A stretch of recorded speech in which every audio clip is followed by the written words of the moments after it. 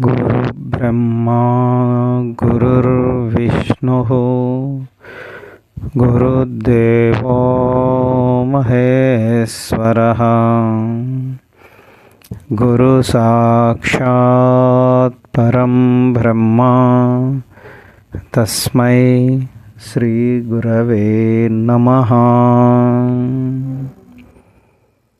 నమస్కారం మాస్టర్.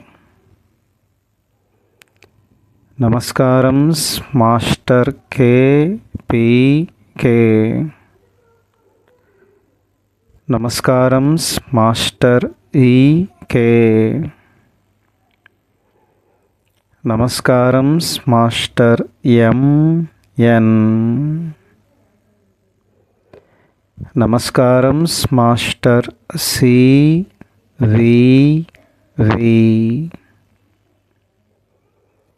నమస్కారం master CV.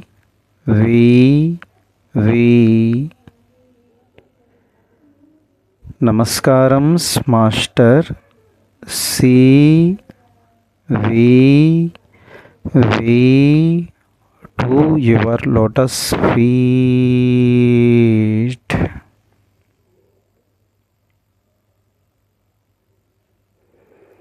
ఓం శాంతి శాంతి శాంతి. శ్రీమద్భాగవతం రహస్య ప్రకాశం చదువుకోవడం కార్యక్రమంలో ముందుగా భాగవతం ప్రార్థనా పద్యాలు. శ్రీకైవల్య పదంబు చేరుటకునై చింతించెదన్ లోకరక్షైకారంభకు భక్తపాలన కళా సంరంభకున్ దానవోద్రేక స్తంభుకు కేళీలోల విలసృదృగ్జాల సంభూత నానా కంజాత భవాండ కుంభకున్ మహానందాంగనాడింభకున్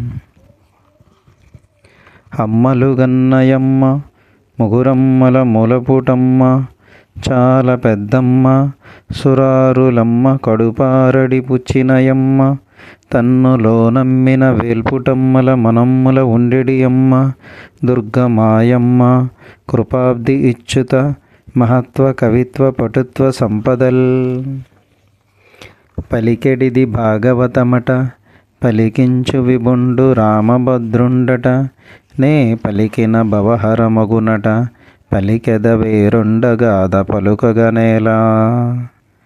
భాగవతము తెలిసి పలుకుట చిత్రంబు శూలికైన దమ్మి చూలికైన విబుధ జనుల వనలన విన్నంత కన్నంత తెలియ వచ్చినంత తేటపరుతూ.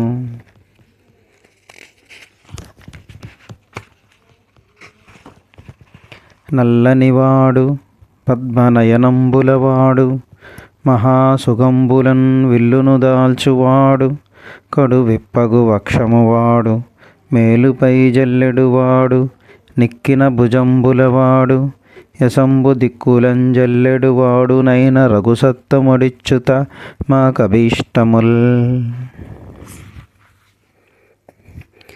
మనం ఈరోజు వరకు శ్రీమద్భగవతం రహస్య ప్రకాశం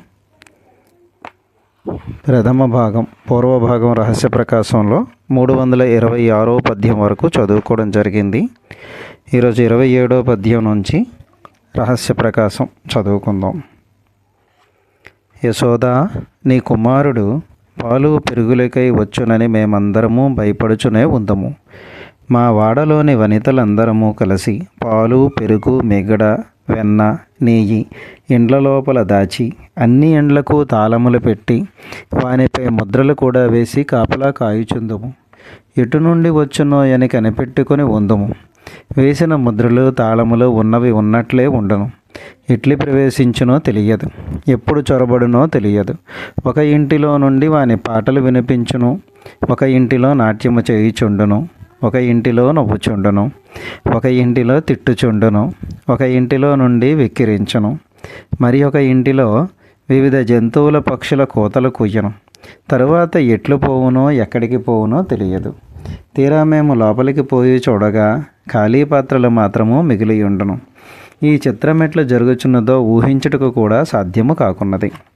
మీరు మహారాజులు కావచ్చును, ఐశ్వర్యం ఉండవచ్చును, మీకున్నచో తినవచ్చును, విలువైన వస్త్రాభరణములు ధరింపవచ్చును. అంతేకాని మీ కొడుకులను అచ్చుపోసి వదిలినట్లు రాలుగాయల వలె బేదవారి ఇండ్లపై పడవేసెదరా? రాజకాంతలకి ఇది న్యాయమా? ఓ యశోదమ్మ తల్లి, నీ కుమారుడు మా ఇండ్లలో పాలు, పెరుగు మొదలైనవి మచ్చుకైనను మిగలనిచ్చుట లేదు. ఇంకా మేమిక్కడ బతకలేము తల్లి. మా అన్నగారు నందప్రభువుల ఆవులపై ఒట్టు పెట్టుకుని చెప్పుచున్నాము. ఈ ఊరు విడిచి ఎక్కడికైనా పోవలసిందే కానీ గత్యంతరము లేదు. ఇక్కడ వివరణ. ఈ పద్యము తెలుగువారిలో చాలామంది వినియే ఉందరు. మా అన్నల సురభులాన అన్న వాక్యమునకు అర్థము మాత్రము చాలామంది దృష్టి నుంచి తప్పించుకున్నది. మా అన్నగారి ఆవులపై ఒట్టు అని అర్థము. తెలుగింటి ఆడువారు మరి ఒక ఇల్లాలితో ఆమె భర్తను గురించి మాట్లాడినప్పుడు మా అన్నగారు అనుట అలవాటు.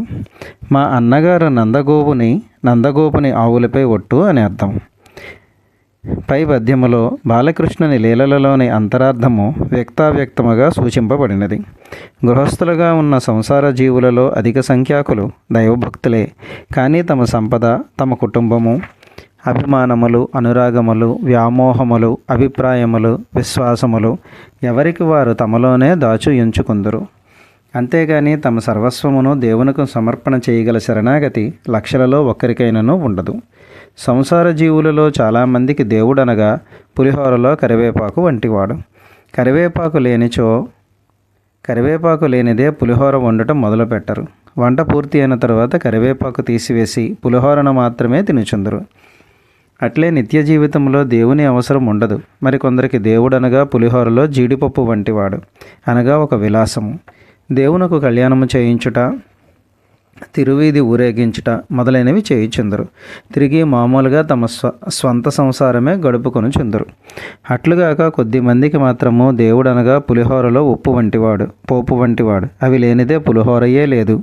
అట్లే తమ జీవితంలో ఉన్న అన్నయూ ఉంచుకొని కూడా వానికి జీవముగా, రుచిగా దేవుని భావించేవారు కొద్దిమంది మాత్రం ఉన్నారు.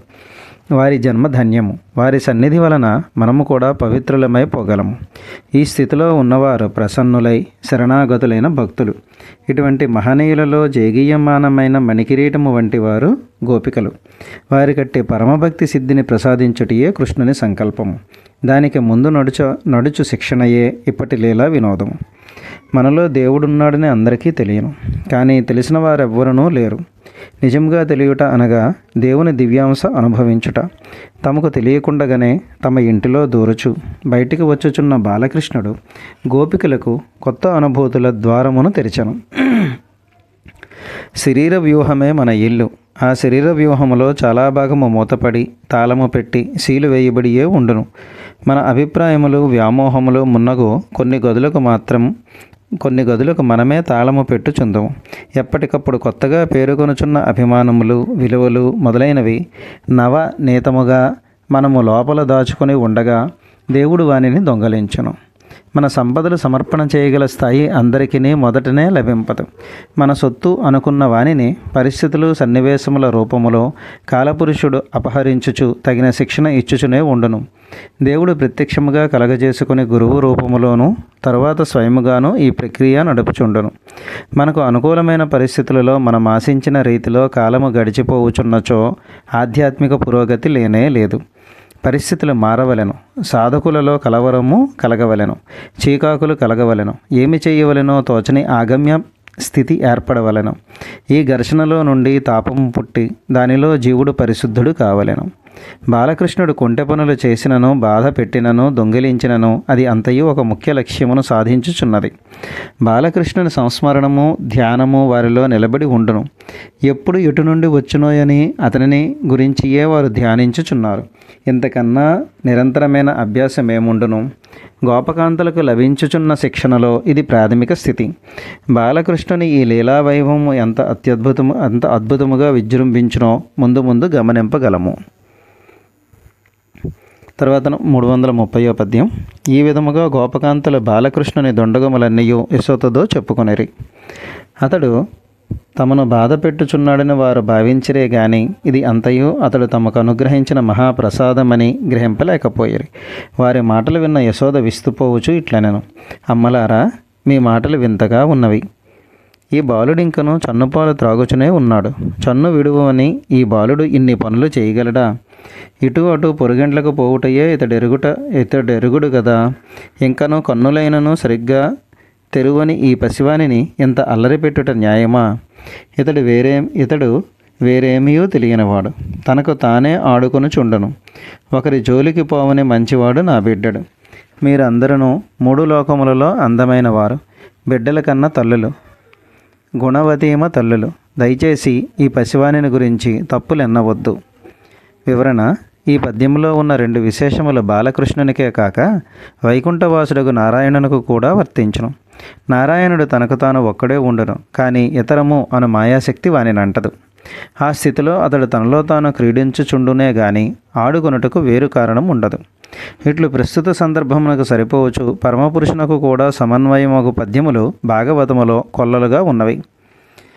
తర్వాతి పద్యం. యశోదాదేవి ఇట్లు గోపవనితలను నెమ్మదిగా సమాధానపరిచి పంపివేశను. చూచి కృష్ణునిని ఏమీ అనలేక ఊరకుండెను. గోపవనితల తల్లితో తనను గురించి నేరములు చెప్పుట విన్న బాలకృష్ణుడు భయపడెను. పరమ శాంతుని వలె, సాధు పుంగువుని వలె, జడ్డివాని వలె, అమాయకుని వలె నివ్వెరపోయినట్లు నటించుచు తల్లి ఒడిలో చేరి ఆమె వక్షోజములపై తల ఆనించి ఆడుకొనుచుండెను. బాలకృష్ణుడు మొన్న తినుట విశ్వరూప దర్శనము. కాలమిట్లు జరుగుచుండగా ఒకనాడు బలరాముడు మిగిలిన గోపకుమారులు వచ్చి బాలకృష్ణుడు మన్ను తినుచున్నాడని యశోదతో ఫిర్యాదు చేసిరి. ఆమె కోపంతో బాలకృష్ణుని చెయ్యి పట్టుకుని ఇట్లు గద్దించి పలికెను, కన్నా, మన్నెందుకు తిన్నావు? కొన్ని పద్ధతులు పాటించమని చెప్పితిని కదా. నేను చెప్పినట్లు వినకున్నావేమి? నీ అన్న బలరాముడు, మిగిలిన స్నేహితులు తాము చూచితమని చెప్పుచున్నారు కదా. అన్న, మన్నెందుకు తిన్నావు? తినుటకు వేరు పదార్థం దొరకలేదా? తల్లి ఇట్లు గద్దించుచుండగా మహాగడుసరి అయిన ఆ బాలుడు ఇట్లనెను,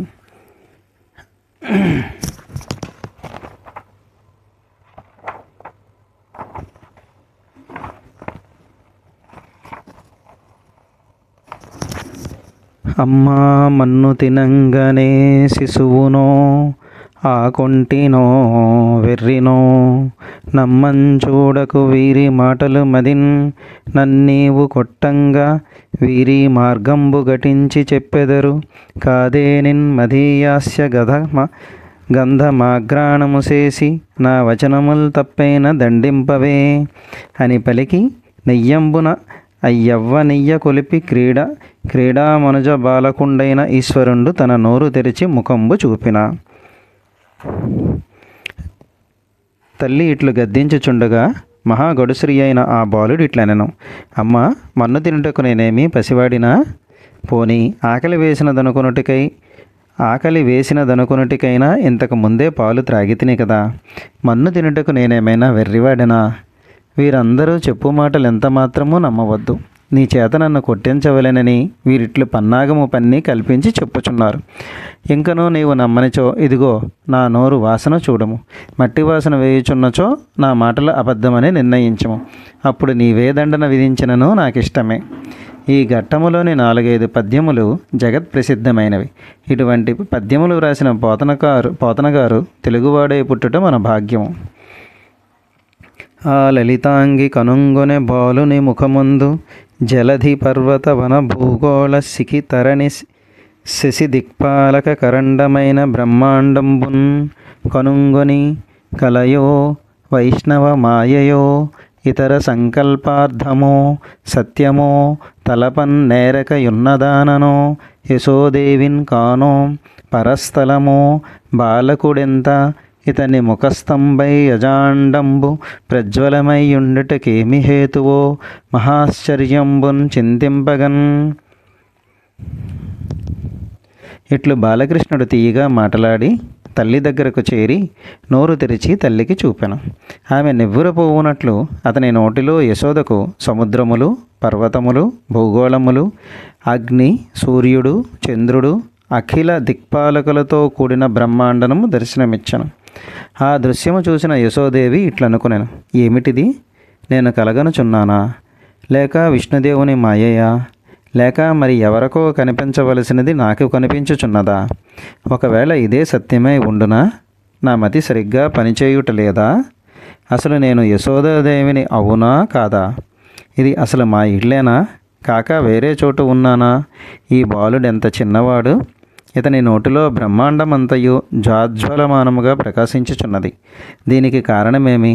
ఆలోచించిన కొలది మహాశ్చర్యముగా ఉన్నదే. ఈ బాలుడు కేవలము బాలుడైనచో ఈ సృష్టి అంతయు ఇతని నోటిలో కనిపించుట ఎట్లు సాధ్యము? ఇతడు నా కన్నులకు బాలుని వలె కనిపించుచున్నాడు, కానీ ఇతడు సర్వాత్మకుడైన విష్ణుదేవుడే అయి ఉండవలెను. మహాత్ముడైన విష్ణుదేవుని అనుగ్రహముచే ఈ విశ్వస్వరూపమంతయు కనబడి నా శరీరము కంపించిపోవుచున్నది. సర్వలోకములకు ఆధారమైన ఆ మహాత్ముడే నా భయదుఃఖములన్నింటినీ తొలగించవలెనని ప్రార్థించుచు ఆశ్రయించుచున్నాను. ఈ బాలకుని ముఖములో నా భర్త కనబడినాడు. ఆయనతో పాటు నేను, ఈ గోపగోపిక బృందములు, గోవుల మందలు మొదలగు ఎరిగిన సమస్తము ఈ బాలుని ముఖమునందు దర్శనమిచ్చినవి. ఈ మహాత్ముని మాయ వలన ఇతడు నా కొడుకుని భ్రాంతిపడుచుంటేనే గాని మాకందరికీ ప్రభువైన ఈశ్వరుడితడే అని ఇప్పుడు తోచుచున్నది. ఈ విధముగా యశోదేవి తనను పరమేశ్వరుడని భావించుచు నమస్కరించుచుండగా బాలకృష్ణుడు ఆమెపై మరలా వైష్ణవమాయను ప్రసరింపజేసెను. అంతవరకు ఆమెకు ప్రసాదించబడిన దివ్య దర్శనము మరుగున పడిపోయెను. దివ్యమైన బుద్ధి మాయమై సామాన్యమైన మనస్సు పనిచేయుట ప్రారంభించెను. దానితో ఆమె బాలకృష్ణుడు తన కొడుకనియే భావించుచు మమకారము చూపుచు ఒడిలో కూర్చొండబెట్టుకుని ప్రేమతో లాలించెను. ఇక్కడ మాస్టర్ గారు వివరణ ఇచ్చారు. యశోదాదేవికి బాలకృష్ణుడు అనుగ్రహించినది మహాద్భుతమైన దివ్య దర్శనము. అది సత్యమైన దర్శనం. అంతవరకు మాయన మాత్రమే చూచుచు తన కొడుకును భావించిన యశోదకు సత్యమైన దివ్య దర్శనము వైష్ణవమాయ అనిపించను. తరువాత కృష్ణుడు వైష్ణవమాయను ప్రయోగించగా యశోదకు ఈ దర్శనము మాయమయ్యను. పుత్రుడను మాయామయమైన భావమే ఆమెకు సత్యముగా గోచరించను. కృష్ణుడు మాయను తొలగించటియే విశ్వరూపము కనిపించినని చెప్పుకుంటమే, కానీ ఇది కూడా పూర్తిగా సత్యము కాదు. మాయాశక్తిలోని ఒక పొరను తొలగించిన కృష్ణుడు మరి ఒక పొరను ప్రయోగించినాడు. తెరలన్నీయు పూర్తిగా తొలగి మాయ పూర్తిగా మాయమైనచో చూచుట, అనుభవించుట, ఆశ్చర్యపడుట మొదలగు స్థితి వికారములు ఉండవు. తాను ఆనందమూర్తి అయి స్వామిలో లీనమగుట మాత్రం ఉండను. ఇట్లు ఒక్కొక్క పొర తొలగించుటయే దేవుని క్రీడ. మాయా సత్యము అనే విషయములను గురించి ఒక చిన్న విషయము ఇక్కడ చెప్పుకుందాము. ఒక తల్లి తన కొడుకును కొడుకుగా భావించుట మాయ. వాస్తవమునకు వాడొక వ్యక్తియే కానీ కొడుకు కాదు. ఒక తల్లికి కొడుకుగా, ఒక కొడుకుకు తండ్రిగా, తన భార్యకు భర్తగా, తన చెల్లికి అన్నగా ఒకే వ్యక్తి విభిన్న పాత్రలు పోషించును. అతడు తన కొడుకొనుట వాస్తవము కాదనియో ఒక వ్యక్తి అనియో తెలుసుకొనుట వలన మాయలోని ఒక పొర తొలగిపోవును. అట్లు భావించి వదిలివేసినచో తల్లిదండ్రులుగా తమ బాధ్యత ఎగగొట్టుట అగును. బాధ్యతలు ఎగగొట్టినవాడు భ్రష్టుడగును గాని సాధకుడు కాలేడు. కొడుకును ఒక వ్యక్తిగా గమనించగలుగుట వలన వానిలోని శక్తి సామర్థ్యములు, బలహీనతలు, వ్యక్తిత్వము స్పష్టముగా కనిపించును. అప్పుడు వానికి అవసరమైన రీతిలో ప్రయోజకుని చేయుట సాధ్యమగును. అనగా అతనిని మరలా పుత్రునిగా అంగీకరించవలెను. మొదటి స్థాయిలో కొడుకుగా భావించినప్పుడు తన అధికారమే గుర్తుండును. వాడు తన మాట వినవలెనని మాత్రమే గుర్తుండును. ఈ మూడవ స్థితిలో కొడుకుగా భావించుట వలన అహంభావము తొలగి తన బాధ్యత మాత్రమే గుర్తుండును. ఈ సందర్భములో మరికొంత సమన్వయము తర్వాత చెప్పుకొనగలము.